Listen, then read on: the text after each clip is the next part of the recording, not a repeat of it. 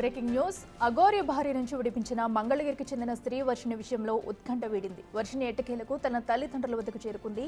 వారం రోజుల కిందట గుజరాత్లో ప్రారంభమై నిన్న రాత్రి విజయవాడకు చేరుకుంది. వర్షిణితో పాటు ఆమె అన్నయ్య శ్రీహర్ష సైతం ఇంటికి చేరుకున్నాడు.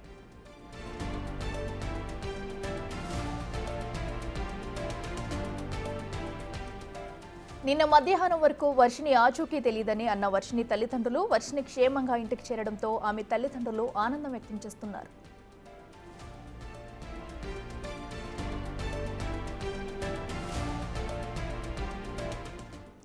ఇదే అంశానికి సంబంధించి మరింత సమాచారం మా ప్రతినిధి సాహిత్య అందిస్తారు. సాహిత్య చెప్పండి, ఎట్టకేలకు శ్రీవర్షిణి వారి తల్లిదండ్రుల దగ్గరకు చేరుకున్నట్టుగా కూడా తెలుస్తుంది. దీనిపై వారి స్పందన ఎలా ఉంది? డీటెయిల్స్ ఏంటి?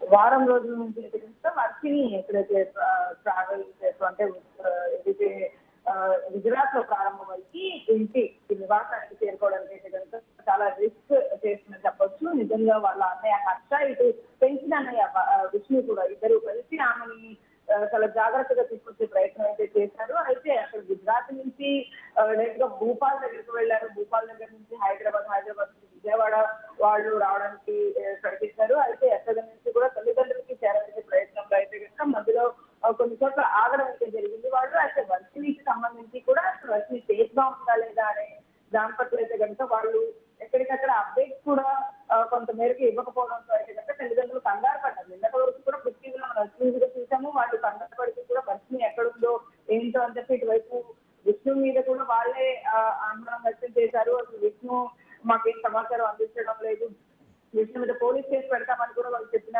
పరిస్థితి అయితే మనకు కనపడింది. కానీ సాయంత్రం లోపు అయితే కనుక వర్షిణి ఇంటికి చేరుకుందని చెప్పొచ్చు. సాయంత్రం వాళ్ళందరూ కలిసి ఇటు విష్ణు కూడా ఎక్కడ అంటే హైదరాబాద్ లోనే ఆయన ఆగిపోయినట్టు మనకు సమాచారం వస్తా ఉంది. వర్షిణి, శ్రీహర్ష వీళ్ళిద్దరినీ కూడా తల్లిదండ్రులు ఎటకాలకి ఇంటికి తీసుకొచ్చేసారని చెప్పొచ్చు. వాళ్ళు ఎక్కడున్నారో సమాచారం అందిస్తే ఆ ప్రదేశానికి తల్లిదండ్రులు వెళ్ళడం అయితే జరిగింది. కోటయ్య, తురుపురాని ఇద్దరు కలిసి శ్రీహర్షని, వర్షిణిని ఇద్దరిని కలిసి అక్కడి నుంచి ఇంటికి తీసుకెళ్లే పరిస్థితి కనపడుతోంది. ఎటుకలకు వర్షిణి అయితే ఇంటికి చేరుకుంది. కానీ అసలు ఏం చేయబోతున్నారు, ఇన్ని రోజుల పాటు అంటే 20 రోజుల పాటు అఘోరి దగ్గర ఉన్నప్పుడు ఎలా ఉండింది, ఏంటి ఆమె హెల్త్ పరంగా కానీ లేకపోతే ఇటువైపు ఏదైతే ట్రావెల్ చేసే సమయంలో ఏంటి మీరు ఏంటి అని కూడా తల్లిదండ్రులు ఆరా తీస్తూ ఉన్నారు. అయితే దీనికి సంబంధించి కూడా వర్షిణి ఇంటికి వచ్చేసింది.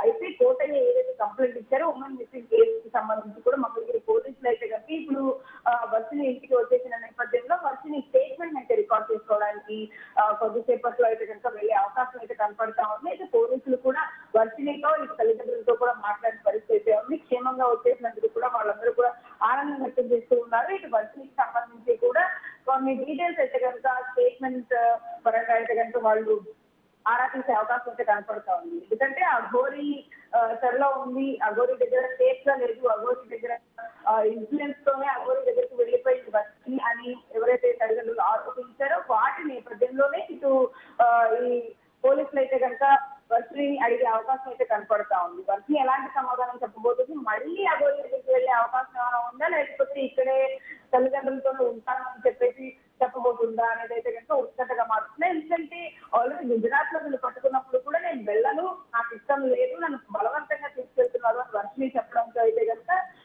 అక్కడి నుంచి చాలా సీరియస్ గా నడిచింది వ్యవహారం. పోలీసులు కూడా ఆ అమ్మాయిని కాసేపు మోటివేట్ చేసి గుజరాత్ పోలీసులు ఇటు మంగళగిరి పోలీసులు ఇన్ఫార్మ్ చేయడంతో అయితే కనుక చాలా జాగ్రత్తగా అక్కడి నుంచి తీసుకురావడం జరిగింది. శ్రీహర్ష కానీ ఇటు విష్ణు కానీ, విష్ణు మధ్యలో డ్రాప్ అయినప్పటికీ కూడా హర్ష చాలా కాన్ఫిడెంట్ గా ఆ పాపను ఇంటికి తీసుకునే ప్రయత్నం అయితే చేశారు. కానీ మొత్తం మీద మళ్ళీ ఆ గోరి దగ్గరికి వెళ్ళే అవకాశం ఉందా, లేకపోతే ఇక్కడికి మళ్ళీ ఇక్కడే ఉండబోతుందా అనేది కనుక ఖచ్చితంగా అమ్మాయి స్టేషన్ పోలీసులు తీసుకున్న తర్వాత అయితే కనుక మనకు అర్థమయ్యే పరిస్థితి కనపడుతుందని చెప్పొచ్చు.